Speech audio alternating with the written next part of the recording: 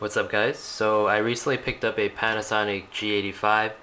It's a mirrorless camera with the micro four thirds lens, and this camera actually shoots at 4K as well as having IBIS in-body image stabilization.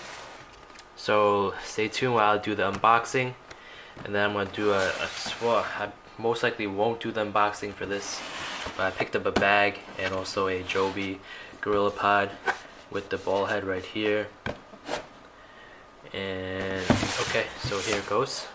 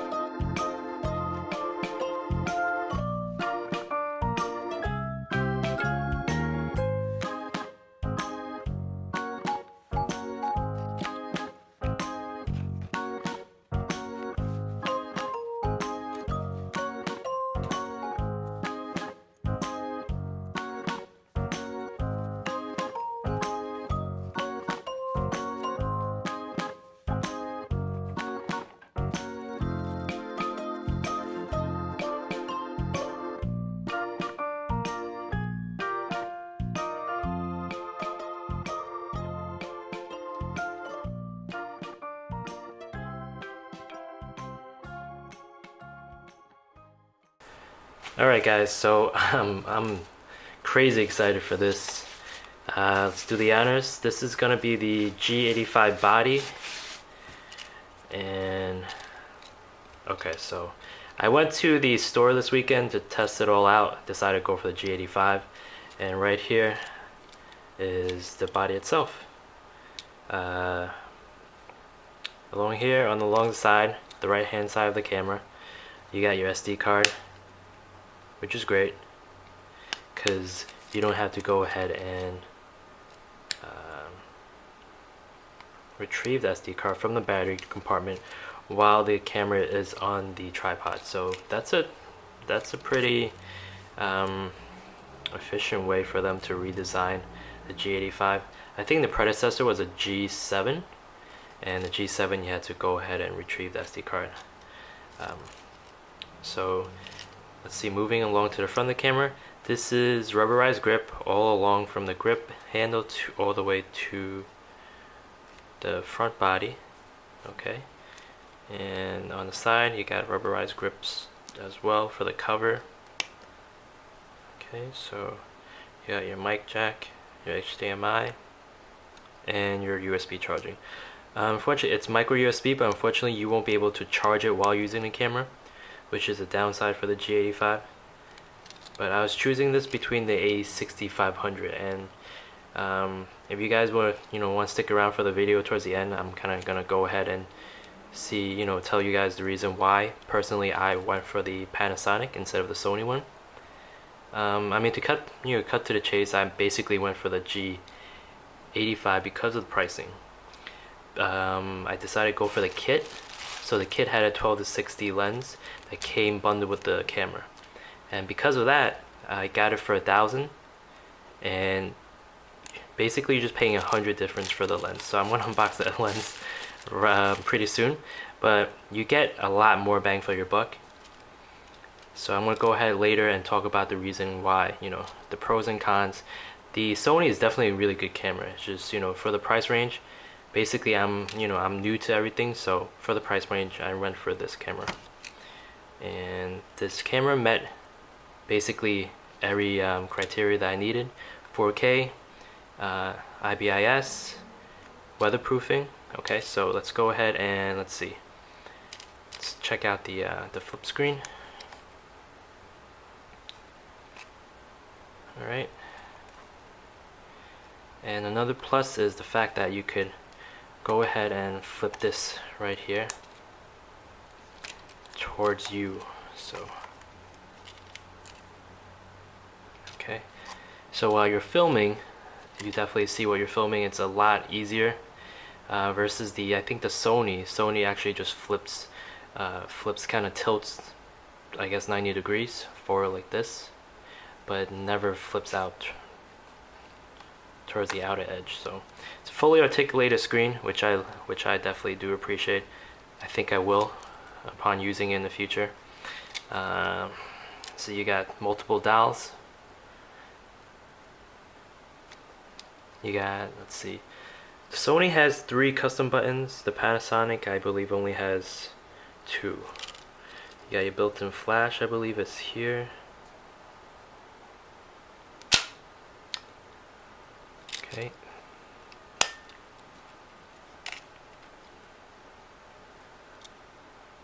So without further ado, I'm gonna go ahead and see if I can. This is my first time doing everything. So let's go ahead.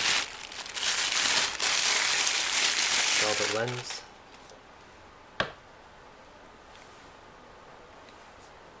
Oh, let's see.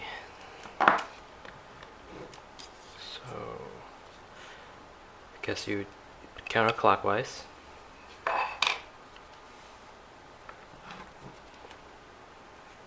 So based on the reviews,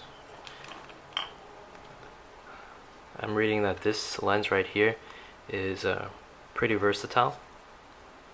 Alright, you could go street filming with this, traveling. Not so much landscape. I don't believe it's a really wide-angle lens, but I'll use the money that I save to go ahead and buy a dedicated lens for landscape.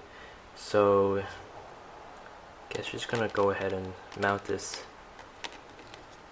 clockwise, and you're all set. So this is the camera itself. It's not the lightest camera, but it definitely has a good ergonomics. Okay, electronic viewfinder. So I'm gonna go ahead and pop the battery in. Okay.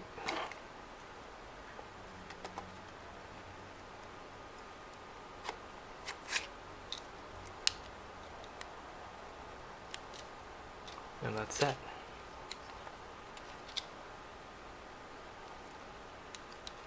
Go ahead and take this cover off.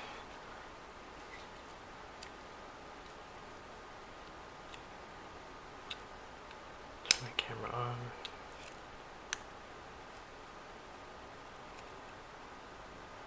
Okay, so no memory card.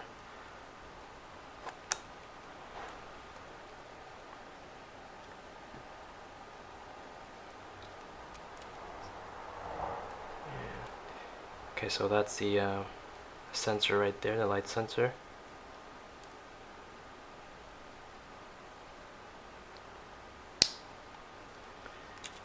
And that's about it. Alright, so I have the unboxing video taken care of. So right now I'm actually filming my new camera. I'm super excited. Hopefully the camera itself picks up my voice. It's using the G85 microphone right now. And I don't have the plug-and-play camera microphone coming yet, but it's coming soon. So whoever's gonna stick around for this video, you're gonna hear a lot of talking. Basically, it's gonna be you guys listening to my reasoning and why I picked the G85, the Panasonic, over the Sony. But in searching for the 2 cameras that I came to a conclusion and kind of had one of the toughest time picking between one over the other, I picked the Sony A6500 and the G85. Basically, I needed the in-body image stabilization. I needed 4K video recording. It would definitely help if I had the weatherproofing, so these 2 cameras do have it. And I guess looking at the similarities, okay, so the Wi-Fi uploading, so that's not something that I totally, I wanted or needed, but if I were to travel, it's better to have the ability to upload photos to my phone or social media over taking the SD card out and plugging it into a laptop and doing the transfer or uploading to the cloud. So I'm just going to focus a little bit on the A6500. I mean, there's no doubt it's a really good camera. You know, I was going, you know, on and on about, you know, just getting Sony, not getting Sony. So, I mean, basically we're looking at definitely has a better APS-C sensor. It has, I'm looking through my list right here. So it's a short list, but higher ISO, so better low light performances. The most important thing that I think I'll be missing out on in terms of my videos would be the autofocusing, and also for the slow motion at, what was it, 120 FPS frame per second versus the G85, which is only 60 FPS. So that's the only thing that I might be missing. Then again, there's going to be the little things like the USB charging. I tend to carry a lot of battery packs, so that would come in handy as well. For the G85, the camera that I'm using right now, I won't be able to charge on the go while I'm filming, so that's going to be limited to how many battery packs I do purchase. So that's going to be something that I have to live with. In terms of the A6500 being ergonomic, I myself, in my own opinion, do find the size really portable and also not bad in terms of the grip. So that's also a plus. I mean, it's a good camera, but when it came down to it, it was $1,400 for just the camera itself, not even including the lens. And if I were to want a dual IS system where the image stabilization for the body and also for the lens itself, I think the cheapest Sony lens with IS would be around, I think it was 400. I forgot the model number, but that was, you know, that was a deciding factor in terms of me purchasing the 85. Let's go on, and I'm rambling on, but let's go on to the G85. Basically, everything that I have here is what kind of motivated me to go to the, I mean, you know, in the end, the cheaper route. And I mean, ergonomic wise, I find that both cameras are actually, you know, easy to hold, not too difficult to just carry around. The G85 itself is actually a little bit heavier and also a lot more bulkier, but the size itself, the grip, it feels right in your hands. And the electronic viewfinder is right smack in the middle, so that's what I like as well. But as I was saying, I was in the camera shop this past weekend, and I did take a look at both cameras side by side. I spent a good deal of time with the camera itself. So while I was playing with the Sony, I had a more difficult time messing around with the menu system. The rep actually had to help me out in terms of guiding me through it.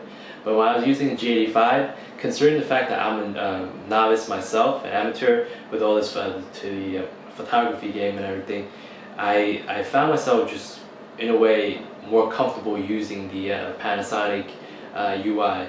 So I think that would have, you know, not deter me to go ahead and, I don't know, be intimidated by the whole you know, the DSLR or mirrorless camera. So I think based on that, you know, it's also one of the pluses for the Panasonic G85. Let's see, overall better lens selection. I'm not going to be buying many lenses. This lens itself, the 12-60, I heard from what I read, I still have to go, you know, learn myself, but I heard it's really versatile. Besides, I might need a portrait lens and most likely a wide angle lens for if I were to go and travel, but that would be about it. But even so, I think the kit lens with the body itself, it's not only, but it's $1,000, and you get it $500 cheaper than Sony with the kit lens. So with that $500, I could use it for something else or even more lenses. And most importantly, like right now, I'm using the viewfinder, not the viewfinder, the LCD screen, so that's flipped around. The A6500, you only could tilt it 45 degrees and 90 degrees, and you can't, I actually see myself recording right now. So I think as a, you know, potential vlogger or just a, you know, a novice vlogger, or just doing videos in the car, traveling, street photography, it definitely becomes handy when the viewfinder actually flips out towards you. So that's a plus, and that's also another reason why I went for it. Um, battery life. I haven't really tested myself. I actually, that's from what I read. I compose the pros and cons. But I did actually buy additional batteries. So, I mean, each from what I read also, it's going to be 2 hours of recording. I forget what quality, but it's going to be 2 hours of usage at least. So hopefully, the battery life is correct as well. And just a little things in terms of the features. The Panasonic does come with a lot of features, whereas from what I read again, because I tend to do a lot of research before I go ahead and decide on the product myself, the Panasonic comes with features that Sony actually makes you buy in an in-app purchase after you get the camera. So I don't really think for $1,400 for just a body only for that camera, I don't really think that it should come as a a la carte option. So I mean, given all these factors, I decided it's a lot more bang for the buck. Like I said, also I'm still learning. It's really it's a hobby that I'm gonna pick up, and also a way for me to increase my content on my YouTube channel and everything. So yeah, thanks again for watching. Again, hope you guys can hear me well, but I really appreciate the support, and just stay tuned for more videos. Thanks again.